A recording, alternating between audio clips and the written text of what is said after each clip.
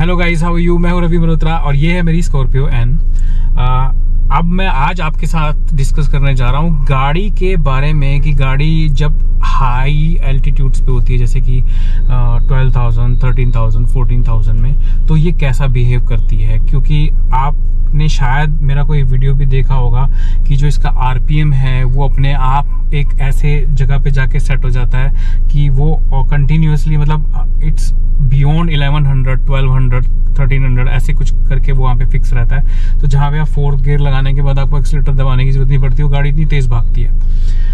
वो एक वीडियो है मेरा शॉर्ट्स के अंदर। एक तो ये चीज़ थी, मैं शुरुआत से ही आपको बता रहा हूँ। बाकी और जो प्रॉब्लम्स होती हैं मैं उसके बारे में आपको बताने जा रहा हूँ। लेकिन बिफोर गोइंग फॉरवर्ड मैं आपसे एक रिक्वेस्ट करना चाहता हूँ कि अगर, क्योंकि हमारे काफ़ी सारे लोगों ने, हमारे साथ वाले लोगों को जिनको भी स्कॉर्पियो मिल चुकी है और जो लोग पहाड़ों की सैर कर चुके हैं और पहाड़ों पे ले जा चुके हैं इतनी ऊंचाइयों पे, तो उन लोगों को से मैं रिक्वेस्ट करूंगा कि अपना एक्सपीरियंस प्लीज शेयर कीजिएगा और बताइएगा कि क्या सिर्फ मेरे साथ ही ऐसा हुआ है। क्योंकि देखो, गाड़ी का भी डिफरेंस हो सकता है, क्योंकि मेरे पास मैनुअल कार है और आप अगर गए होंगे तो आपके पास ऑटोमेटिक कार होगी। उसने कैसा बिहेव किया उस सिचुएशन में, वो शायद डिफरेंस थोड़ा सा उसमें आ सकता है। लेकिन मैं अब आपसे शेयर करने जा रहा हूँ कि हाई एल्टीट्यूड्स में मेरी गाड़ी ने, जो ये इस गाड़ी है, इसने 2-3 जगह पे मुझे 3 ऐसे इश्यूज आए जो कि नॉट सो बिग, लेकिन थोड़ा सा मतलब आपको थोड़ा सा इरिटेटिंग लग सकते हैं। बाकी गाड़ी तो बहुत बढ़िया है, लेकिन वो 3 इश्यूज जो हैं वो जो आए, मैं आपको उसके बारे में बताता हूँ। जो सबसे पहला इशू था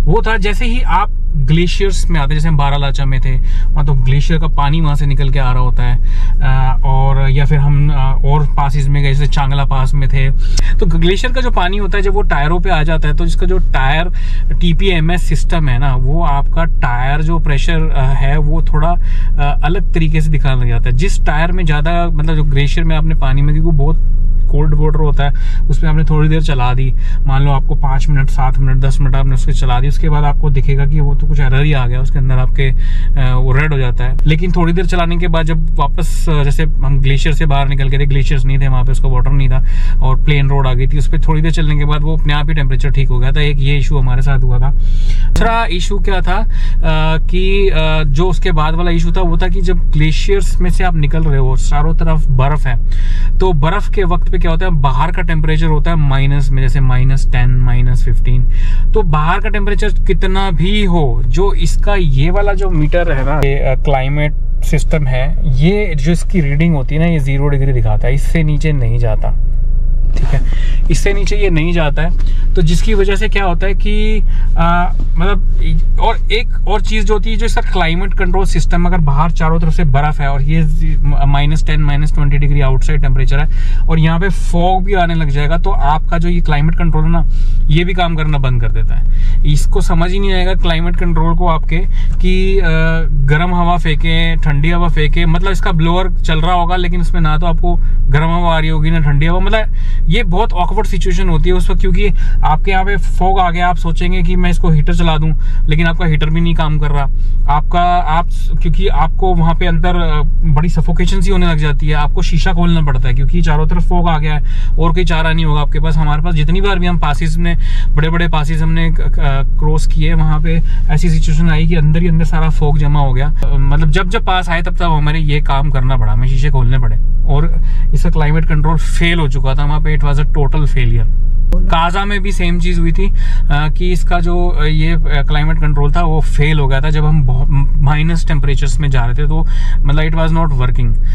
बट जैसे ही हम बोला जो जहाँ चारों तरफ बहुत ठंड है, मतलब आसपास वाला जोन क्लियर करते थे ना, करने के बाद थोड़ी देर आगे जाने के बाद थोड़ा सा जैसे हीट गाड़ी के अंदर हुई, या थोड़ा सा इसका 0 डिग्री से ऊपर की तरफ आया, जैसे 1 डिग्री या 2 डिग्री 3 डिग्री दिखाने लग जाता था, तो ये काम करता था। 0 डिग्री पे ये फेल हो जाता है, काम ही नहीं करता क्लाइमेट कंट्रोल। तो ये एक इशू है, याद रखना। तीसरा इशू की बात कर लेते हैं। उसमें क्या होता है, क्योंकि 13,000, 14,000 या 12,000 ऐसी आप स्लोप चढ़ने की कोशिश करोगे, अपनी गाड़ी को ऊपर ले जाने की कोशिश करते हो। 18,000 भी गए हैं। 18,000 भी गए हैं हम। तो पैंगयोंग लेक से हम वापस इसी तरफ लेक की तरफ आ रहे थे, तो बीच में चांगला पास भी आया था और वहाँ पे काफ़ी ऊंचाइयाँ आई थी बीच में, है ना। वहाँ पे भी ये इशू हो गया।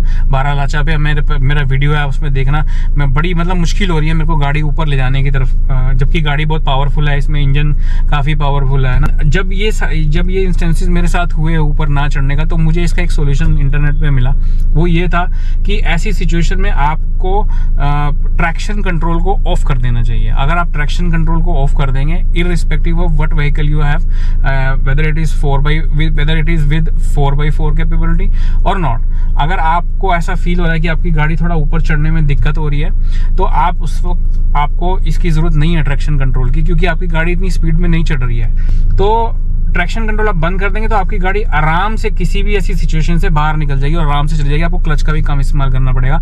लेकिन हमारी सिचुएशन में ऐसा कुछ मतलब बहुत डिफिकल्टी आ रही थी, और एक वक्त तो ऐसा था कि पीछे बैक की तरफ आ गई थी गाड़ी की जगह पे, हमको रोक दिया गया था कि क्रेन का काम चल रहा था, रोड वगैरह वो खुदाई करके उसमें मतलब भरत कर रही थी, उसमें कंकड़ वगैरह भर रहे थे, तो वहां से ऊपर की तरफ स्लोप ही था। तो ऐसे घूम के जैसे मैं ऊपर की तरफ जाने लगा, तो ऐसी सिचुएशन में गाड़ी चढ़ तो रही थी, चढ़ाने के लिए काफी स्ट्रगल करना पड़ा मुझे। मतलब ऐसा लग रहा था कि गाड़ी में पावर नहीं है, ठीक है। उस पावर को मेंटेन करने के लिए ज्यादा एक्सेलरेशन ज्यादा करना पड़ा, और एक्सेलरेशन ज्यादा करने की वजह से मतलब ऐसा लग रहा कि मतलब मुझे कोशिश करनी पड़ी, गाड़ी को भी कोशिश करनी पड़ी ऊपर जाने के लिए। तो ऐसी सिचुएशन में अगर आप ऐसे स्लोप में ऊपर चढ़ना पड़ रहा है, आप रुक गए हैं, रुकने के बाद आपको ऊपर जाना है और इतनी 13-14,000 आप एल्टीट्यूड पे ऑलरेडी हैं, तो वहाँ पे पहले ऑक्सीजन कम होती है, और जिसमें जो इंजन पड़ा है उसको भी ऑक्सीजन तो चाहिए। बिना ऑक्सीजन के वो कैसे मतलब जलाएगा, जो ईंधन है इसके अंदर, जो फ्यूल है, उसको बर्न कैसे करेगा। तो आप इसमें से ये हटा दीजिए, क्या नाम है, ट्रैक्शन कंट्रोल, आपकी गाड़ी आराम से चढ़ जाएगी। तो ये तीसरा इशू हो गया। तो ये 3 जो इशू हैं, ये अगर आप पहाड़ों पे जाने का प्रोग्राम बना रहे हैं, और बाकी तो गाड़ी में कोई दिक्कत नहीं, पावरफुल गाड़ी है, कहीं पे भी चढ़ जाती है, कुछ भी होता है। लेकिन कुछ जगहों पे ऐसा लगता है कि पावर नहीं है, शायद टर्बो किक इन नहीं करता, टर्बो किक इन करने में टाइम लगाता है। आप एकदम से 1300-1400 करने के लिए आप जैसे आप तय करोगे, तो पहले गियर में, दूसरे गियर में टर्बो को आप अप करने की कोशिश करोगे, तो that is not a good situation ना फॉर योर कार। तो आपको ट्रैक्शन कंट्रोल बंद करेंगे तो आप इजीली चढ़ जाएगी। तो ये था एक जो तीसरा वाला मैंने इशू बताया था उसके बारे में। तो बस यही 3 इशू थे। अगर आप लोगों ने भी, में से भी किसी ने ये चीज फेस की है, तो please share your experience. I will be waiting for your comments. Automatic अगर आपकी गाड़ी और आप ऊपर गए हैं, तो आप please do share your experience. मेरा मैनुअल के साथ तो यही है, शायद इसमें शॉर्टर गियर रेशियोज हैं, फर्स्ट एंड सेकंड। तो अगर आप भी पहाड़ पे जाने का प्रोग्राम बना रहे हैं, तो इस चीज़ को दिमाग में रखना।